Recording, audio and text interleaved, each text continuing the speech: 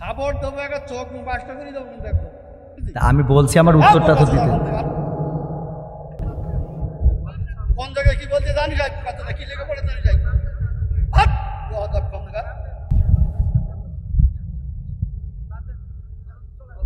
একদম বাস্ত করে দেবো চোখ একদম।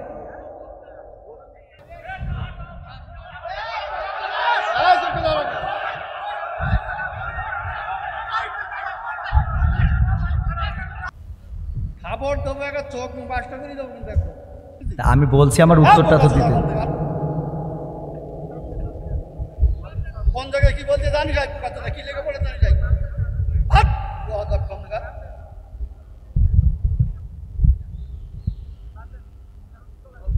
একদম বাস্ত করে দেবো চোখ একদম।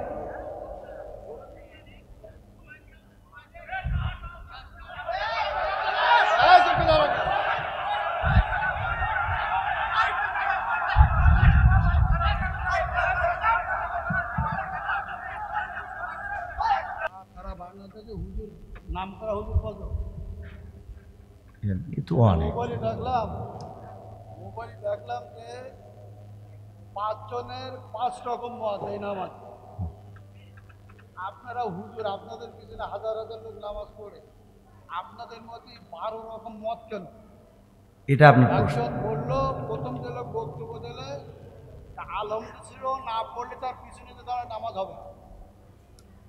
আচ্ছা, মানে এখন মূল প্রশ্ন হলো আমাদের মত এত বেশি কেন? এইটা এত মত বেশি। বক্তব্য দিচ্ছেন, হ্যাঁ সব শুনলাম, আমাদের মধ্যে দ্বিধাবন্ধ দিচ্ছেন তো আপনারা। আমরা একজন বললো যে নামাজ হবে না, আচ্ছা আদৌ হবে না। আচ্ছা তিনি খুব নাম করা হচ্ছে 5 জনের মধ্যে তিনি প্রথম। আচ্ছা 2 জন বললো আদৌ নামাজ হবে না, পিছনে আরম্ভ ছিল যদি না বল।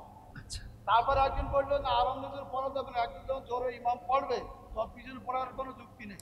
আচ্ছা 5 জনের 3 জন একমত, 2 জন একমত। অত্যন্ত দুঃখ পেলাম যে একজন মুসলমানের ব্যবহার কিভাবে এত খারাপ হতে পারে।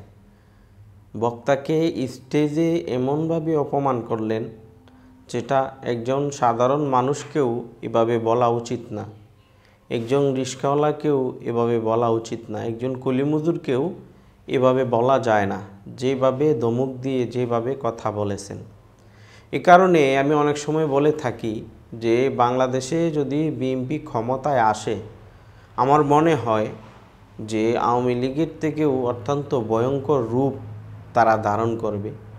ইসলামের বিরুদ্ধে তারা আওয়ামী লীগের থেকেও অনেক বেশি ইসলামের বিরুদ্ধে কাজ করবে।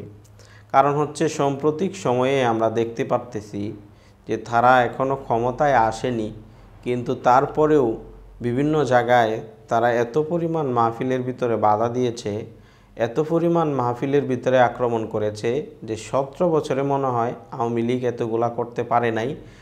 8-9 মাসে তারা যত পরিমাণ মাহফিলে আক্রমণ করেছে, হয়তো বা আওয়ামী লীগ 17 বছরেও এত পরিমাণ মাহফিলে আক্রমণ করতে পারেনি। আল্লাহ তাআলা এই সমস্ত নেতাদেরকে হেদায়েত দান করুন, মুসলমান হওয়ার তৌফিক দান করুন। আসসালামু আলাইকুম ওয়া রাহমাতুল্লাহি ওয়া বারাকাতুহু।